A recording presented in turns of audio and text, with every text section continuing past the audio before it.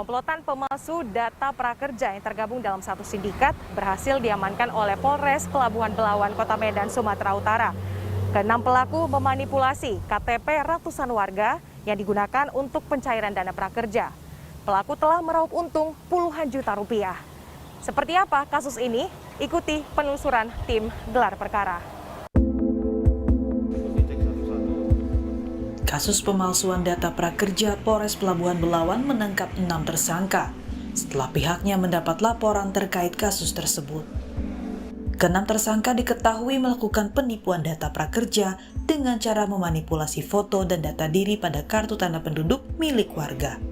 Modusnya, setelah berhasil mendaftarkan via online, dana bantuan dari pemerintah pusat pun masuk ke rekening dompet digital para pelaku, dan bukan ke peserta yang datanya didaftarkan. Tim gelar perkara mengkonfirmasi pada pihak kepolisian. Polisi menyebut jika data yang didapat pelaku sudah diunduh ke situs prakerja hingga 1.000 data yang didapat dari media sosial. Kita pertama itu adalah berkaitan dengan arisan-arisan online. Nah, tetapi dalam perjalanannya kita menemukan adanya indikasi pemalsuan KTP untuk mendapatkan dana prakerja.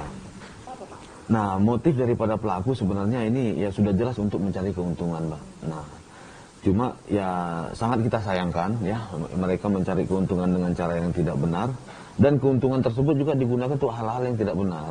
Nah, jadi karena mungkin mereka ini masih anak-anak muda, ya jadi keuntungan-keuntungan yang sudah didapatkan dengan cara yang tidak benar ini ya digunakan untuk hal-hal yang tidak benar juga, seperti ya mabuk-mabukan dan lain sebagainya.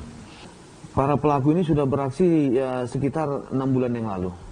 Sudah mulai sekitar bulan Juli tahun 2021. Mereka sudah mulai melakukan praktek-praktek seperti ini. Jadi setelah si V, ini tersangka utamanya itu si V, itu setelah dia berhasil untuk mendapatkan kartu uang prakerja atas namanya sendiri. Nah, kemudian disitulah jadi begini, Mbak. Jadi grup Telegram ini, nah di sini semua ya termasuk sindikat.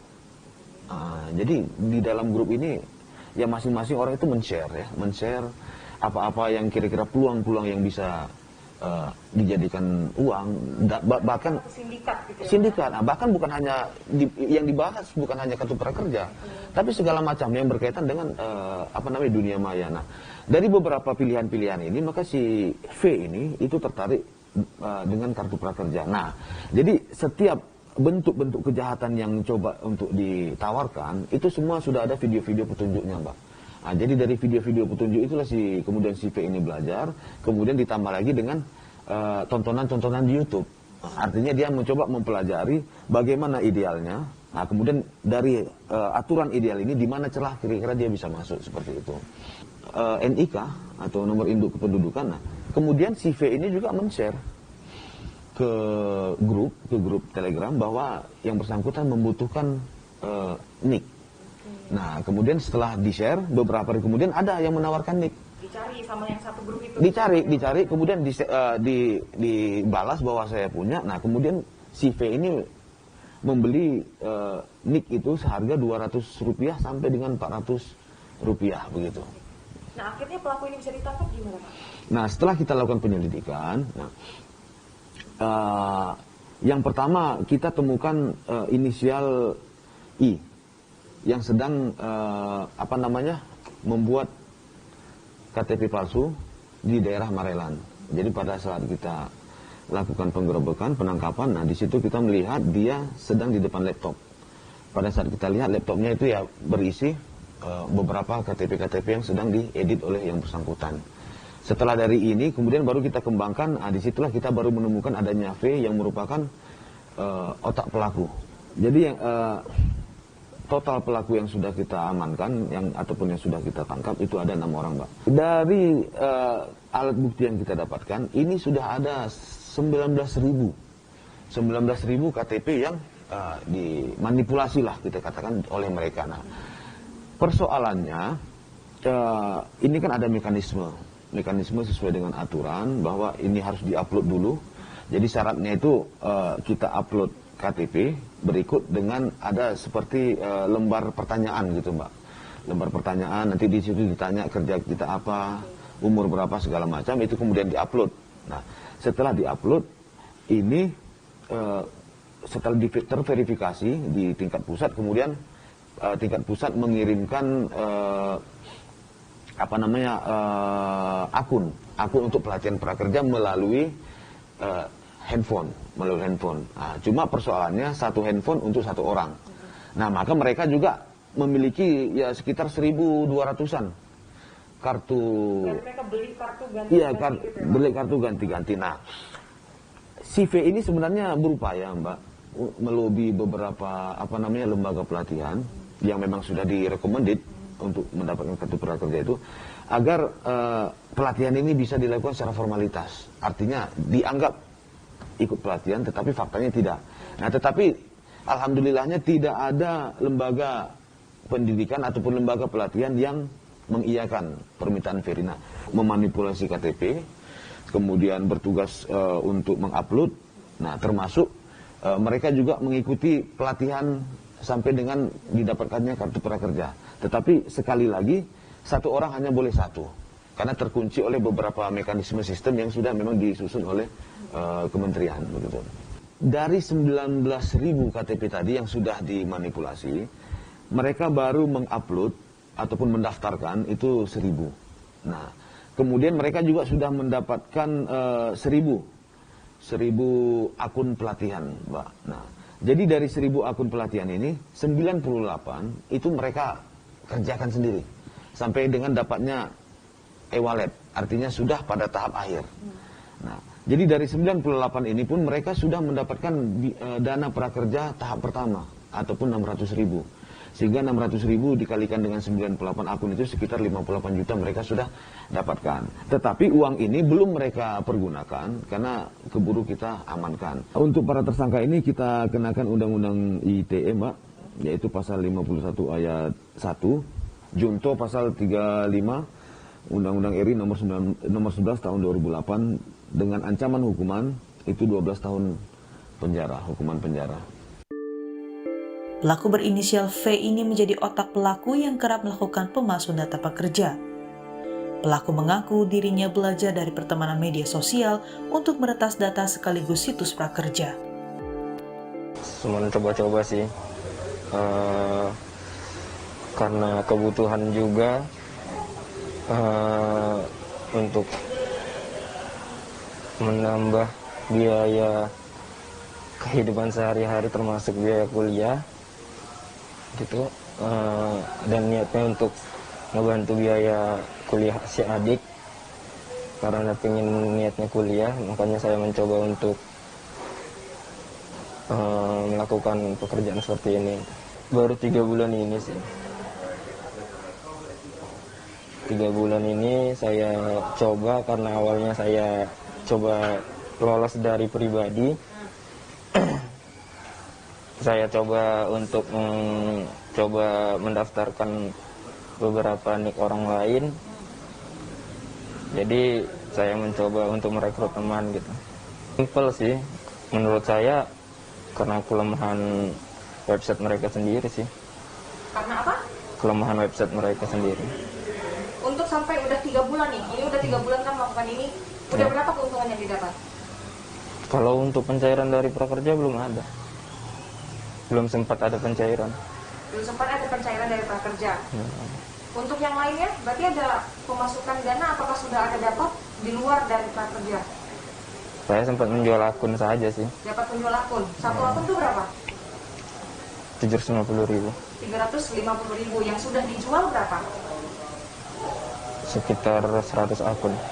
Dapat di grup Telegram tersebut ada penjualan data gitu kan, nik, nama, kakak gitu.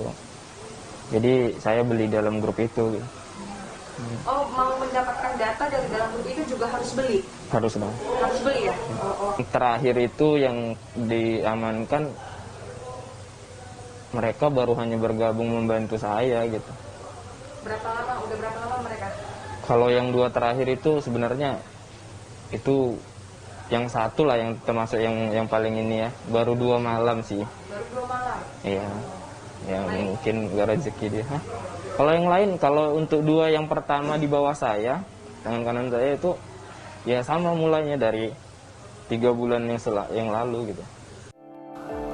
Menanggapi hal ini, Dinas Tenaga Kerja Kota Medan menyebut bahwa mereka hanya sebagai publikator dari kebijakan situs prakerja yang dibuat oleh pemerintah pusat. Pihaknya pun menyebut hingga saat ini belum ada aduan menyoal data prakerja yang dipalsukan. Menyarankan, pertama kalau misalnya membuat akun ini kita sangat mudah. Hanya dengan kita mempunyai email, itu sudah bisa. Tapi untuk warga masyarakat, kalau misalnya mempunyai identitas diri, itu juga harus memiliki kerahasiaan. Yang pertama adalah KTP jangan dipublikasikan sekali. Nah, kalau misalnya hal-hal yang berkaitan atau kode-kode yang menyangkut data pribadi kita tidak usah dipublikasikan. Biar itu menjadi kepentingan pribadi kita. Contoh misalnya, saya mencontohkan aja, mungkin kartu vaksin itu ada barcode-nya, itu jangan terlalu publikasi. Kedua adalah nama ibu. Itu kalau misalnya di setiap identitas itu pasti ditanya nama ibu itu. Itu merupakan mungkin bisa jadi itu password-nya bagi sesuatu identitas kita. Ketika nik kakak, nomor nik, nomor kakak dan nama ibu kita sudah dipegang orang, sudah selesai kita. Itu yang bisa terjadi, artinya manipulasi data pribadi kita. Kami dari masyarakat sih sendiri sebenarnya belum ada yang ngeluh apakah terjadi pemutusan. Tapi yang paling sering adalah saya sudah mengikuti pelatihan kok belum dibayarkan. Itu yang terjadi. Dibayarkan bulanannya kan 4 kali 600 itu. Itu Pak, saya perasaan sudah mendaftarkan tapi itu.